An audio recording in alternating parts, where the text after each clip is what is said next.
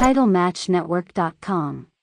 How much jealousy was there towards you since you were like this new kind of heel? Was there any jealousy with the established guys? There was no jealousy that I felt in that area.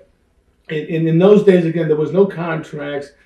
And the guys who were on top there at the time were older guys. They were the Putskys and the Strongbows and some other guys. It wasn't like it is today where you got schools and you got a whole bunch of young guys getting into business.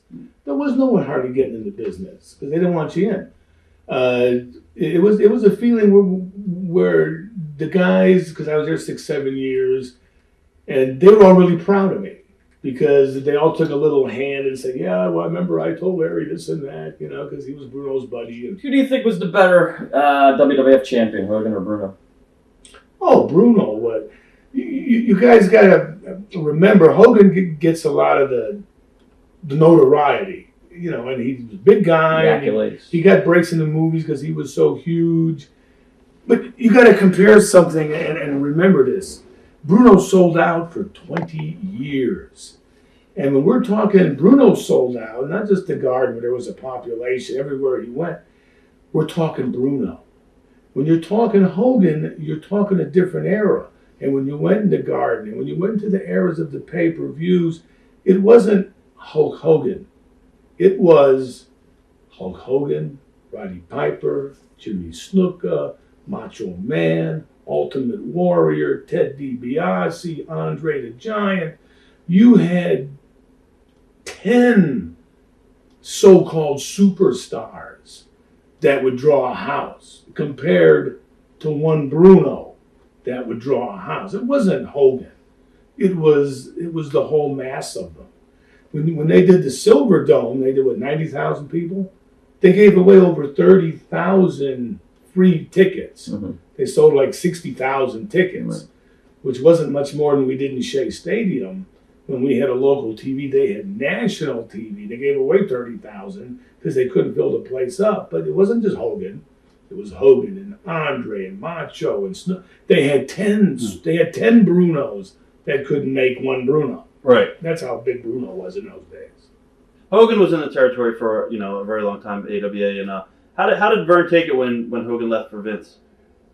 Well, he took it bad. I mean, I wasn't there when he did, but I know the repercussions, and it was two things. When Heenan left, Verne took it bad, right, and took it personal. And you really, it's something you can't blame the guys. It was just a different time, but back in those days we had like a code of honor, and your code of honor, your word was your contract, and the code of honor was a 2-week notice. Right. You get the guy a 2-week notice. If you're pissed at him and you're going to quit, you still have to give him a 2-week notice. Or the promoter wants to get rid of you. Right. He gave you a 2-week notice or 2 weeks worth of payers or something. And back in those days, that was the first time when things were going nationwide. And actually, Vince did what promoters didn't do. And I don't know if it was just the changing of the guards or if it was agreements that Vince's father would more have with these older promoters. Right. That, you would never do this to the other guys, but you'd work together so the talent and everybody would make money.